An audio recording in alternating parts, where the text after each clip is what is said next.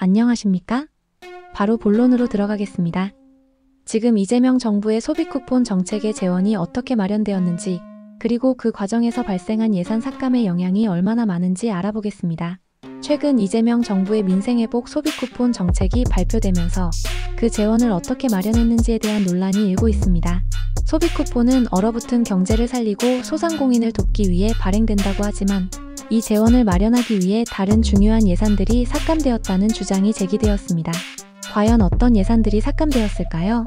가장 큰 영향을 받은 부분 중 하나는 지방균형 발전 사업입니다. 무려 1조 9천억 원이나 삭감되었는데요.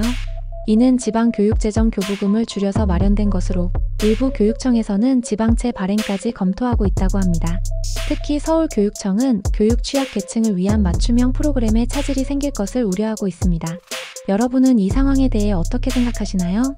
지방교육 예산 삭감이 장기적으로 우리 사회에 어떤 영향을 미칠 것이라고 보십니까? 뿐만 아니라 사회기반시설, 즉 SOC 예산도 대폭 삭감되었습니다. 가덕도 신공항 건설 예산은 5,200억 원, 포항 영덕 고속도로는 1,820억 원, 용산 상봉광역 급행철도는 1,220억 원, 남부내륙철도 사업은 500억 원이나 삭감되었습니다. 얼어붙은 건설 경기의 예산까지 삭감되어 건설 경기는 더 차갑게 얼어붙을 것으로 보입니다. 특히 영남 지역의 SOC 사업 예산 삭감 비중이 높다고 하는데요.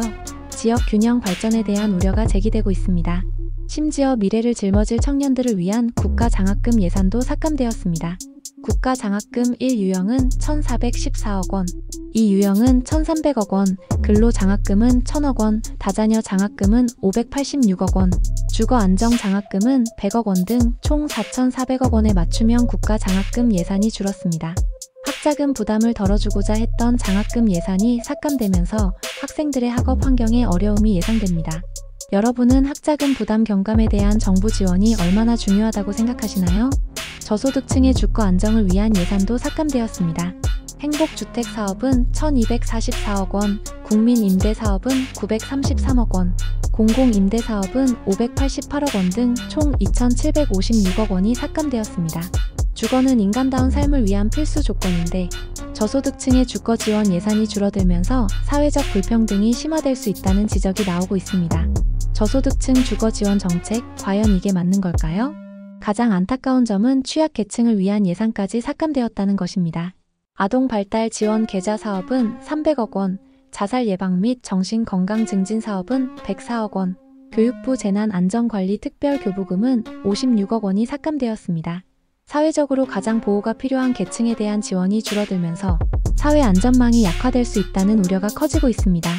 우리 사회의 가장 약한 고리를 보호하기 위해 더 많은 노력이 필요하지만 이재명 정부의 정책에 이런 부분은 포함되지 않았습니다. 소비 쿠폰 지급을 위해 취약계층 지원과 사회 필수 예산을 삭감하는 것이 과연 옳은 선택이었는지에 대한 비판적인 시각입니다. 윤영석 의원은 저소득층, 서민, 대학생 대상 예산뿐만 아니라 장애인 거주시설, 아동보호시설 아동의 자산 형성을 위한 예산까지 삭감하는 것은 동의할 수 없다고 주장했습니다. 결론적으로 소비 쿠폰 정책은 경제 활성화를 위해 필요하다고 주장하지만 그 재원을 마련하는 과정에서 발생한 예산 삭감은 간과할 수 없는 문제입니다. 특히 취약계층에 대한 지원 축소는 사회 전체의 안정성을 해칠 수 있다는 점에서 심각하게 고려해야 할 부분입니다. 전국민 현금 살포가 과연 올바른 정책일까요? 이재명 정부가 밀고 있는 순환경제는 사회적 약자들의 지급되는 지원금까지 삭감하면서 실행해야만 하는 것이었을까요? 제가 혹시 너무 극단적으로 생각하는 것일까요? 여러분들의 생각을 댓글로 남겨주세요. 오늘 준비한 소식은 여기까지입니다. 시청해주셔서 감사합니다. 구독, 좋아요 부탁드립니다.